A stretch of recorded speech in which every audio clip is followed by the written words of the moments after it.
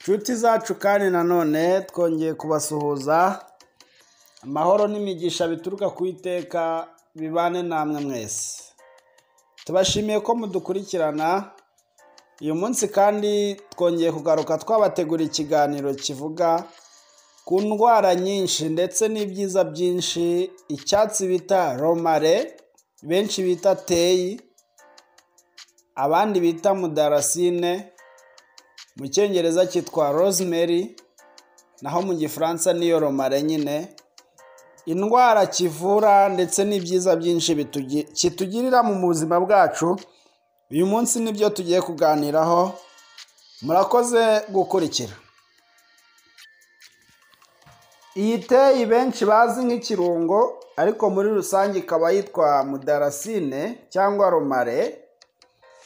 Ni nziza kandi irakungahaye ku rwego rwo hejuru, kuko ibasha kutuvura indwara nyinshi cyane benshi muri twe tutazi. Ku baba batayizi neza, ni akatsi gatoya ndetse hari igihe kiba n'igiti kigasa nk'ikibaye kinini ho gato. Gikunda gukoreshwa mu birungo by'ibiryo byinshi. Karahumura cyane, kandi uriya muhumuro wako nawo ufite umumaro ku buzima bwacu, dore ko ari n'umuti kabuhariwe. Iyo Teyi ariyo Romarin ni umuti utangaje ku muntu wabuze amahoro mu bwenge, wateshejwe umutwe n'ibibazo runaka. Yoroshya umutwe udakira, ikagabanya indwara z'ibyuririzi, kandi ituma imyanya inoze ibyo kurya ikora neza. Hari ibyo ishinzwe kuvura. Iyo Romarin nyine turaza kubabwira n'uko ikoreshwa ndetse n'uburyo itagomba gukoreshwamo. Iyi Teyi itera gufata mu mutwe no kwibuka, irwanya imbuto z'indwara mu mubiri, irinda ubwihebe ndetse ikingira n'indwara z'utubyimba. Iyi Teyi kandi ariyo Romarin itera imbaraga mu myanya inoze ibyo kurya, irinda indwara z'udukoko, irinda umubiri kuryaryatwa, igakingira kanseri, ndetse irinda rubagimpande, igatera impumuro nziza. Itera amahoro mu bwenge, igabanya uburibwe. Romarin kandi igabanya urugimbu mu maraso, ibuza umubiri gusohora ibyuya byinshi, itera kwihagarika no kwituma neza, iruhura impagarike yose, ivura ibisebe byo mu kanwa ndetse n'ibisebe by'inyuma ikabivura. Iyi Teyi yagura imitsi ikanayirinda kwagura. Mu gihe imitsi yaba yarabaye mito mito, ikayigira ku rugero rwiza. Uramutse waba ufite ikibazo kimwe mu byo tuvuze haruguru, gukoresha Romarin cyangwa Teyi, dore ko ayo mazina twamaze kubona ko ari amwe, ni urukingo rukomeye cyane, ukaba n'umuti uhambaye. Reka twongere tuvuge mu zindi ndwara yagufasha. Umuntu ashobora kuba aribwa mu ngingo, yakifashisha Romarin. Arwaye asima, afite umwuka mwinshi mu nda, afite ubwihebe, aribwa mu nyama, aribwa imitsi nerves, cyangwa se aribwa imitsi isanzwe, afite ikibazo cyo ku ruhu cyangwa umunaniro, afite indwara z'umuriro, afite ibishyute, igihe umuntu afite uruheri cyangwa gutu, igihe umuntu afite gutinda kw'ibyo kurya mu nda, agomba gukoresha Romarin. afite ibyuririzi byo mu myanya y'ubuhumekero cyangwa se abura ibitotsi yajya akoresha romare. Igihe amaraso agenda buhoro cyangwa umuntu akaribwa n'amenyo n'umugongo ndetse n'umutwe yakoresha romare. Igihe umuntu yacitse apeti, ataryoherwa, afite intekerezo zidakunda gukurikirana ibintu, anutsa umwuka, arwara umutwe w'iruhande rumwe, uwo muntu ntakunde gukoresha romare. Iyo umuntu arwara imitsi yumva ari byo bita nawe, yibagirwa ubusabusa ndetse n'ibyo yari azi, akabyimbagirana, akarwara rubagimpande, akagira ibicurane, akaba akunda kugira amaraso mu ishinya, akaribwa cyane mu gihe cya mbere y'imihango, agakunda kubabara mu gitsi, akarwara inkorora, akarwara umwijima. Ibyo byose umuti mwiza ni romare. Romare rero ni umuti wambaye. Ukurikije ibyo byose urabona ko romare uyikeneye cyane,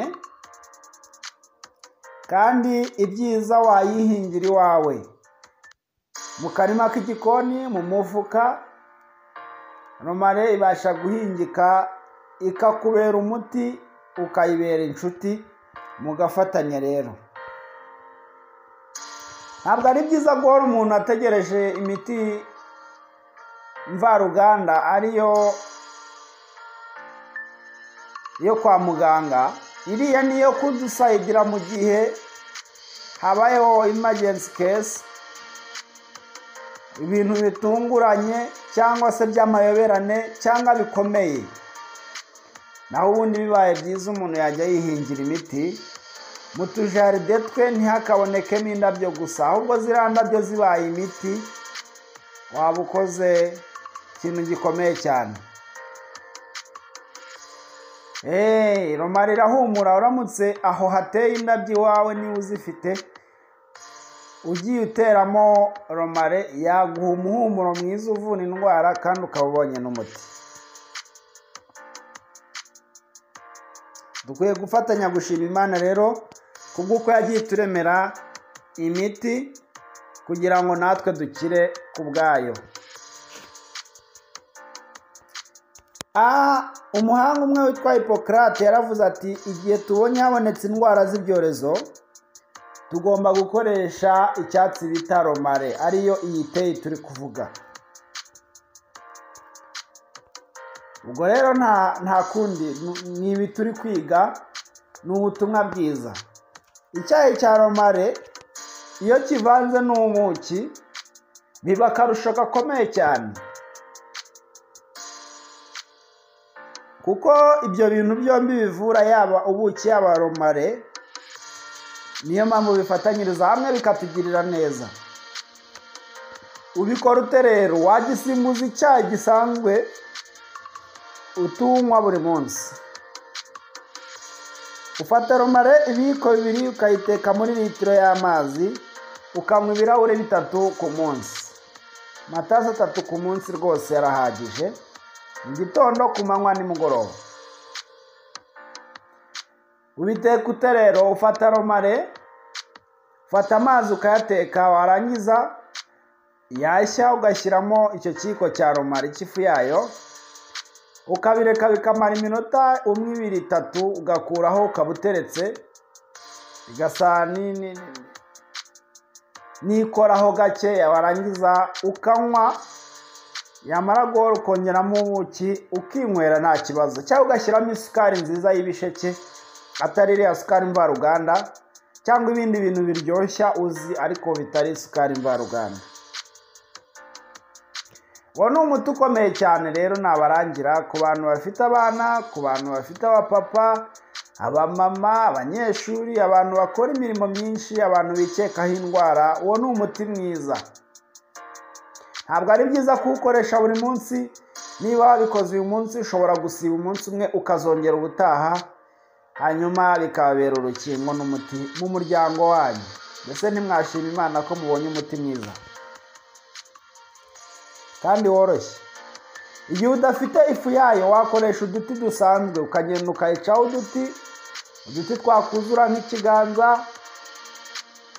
upfumbatije, ugashyiramo muri ayo mazi ari kubira nyine, ukareka iminota 3 ugakuraho, ukaba uteretse gato bikabanza bigakora, warangiza ugashyiramo ubuki nk'uko bisanzwe cyangwa ibindi bintu biryoshya.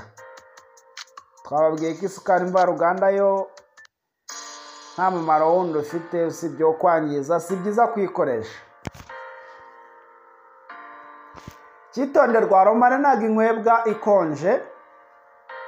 Teyi ni byiza kuyikoresha ari akazuyaza cyangwa ishyushyeho gake. Inywa ikonje ntabwo ari byiza, ihindukamwo ibyangiza ubuzima, uburozi.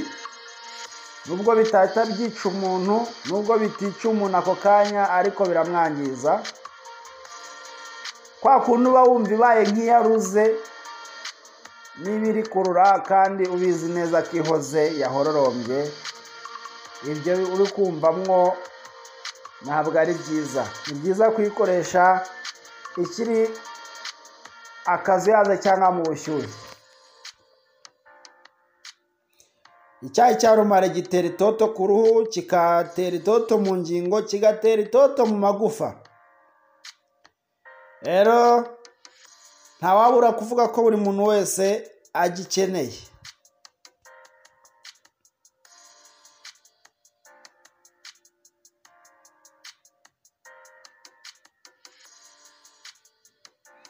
Inama nziza rero, ushobora kugenda ukayitera iwawe kugira ngo wowe n'umuryango wawe munezererwe n'ibyiza Imana yaremye. Kandi Romarin ishobora kuvura n'izindi ndwara. Igihe umuntu afite indwara mu myanya ndangagitsina, yayicaramo